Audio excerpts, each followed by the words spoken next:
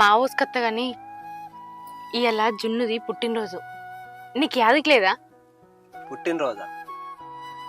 యాదికి లేదే.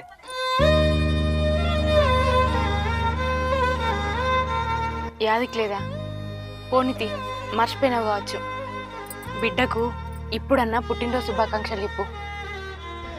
చెప్పకపోతే ఏమైంది? ఇప్పుడు కొడుకు పుడతాడు అనుకుంటే ఇది పుట్టింది. వీళ్ళిద్దరూ నా గండాన పుట్టింది.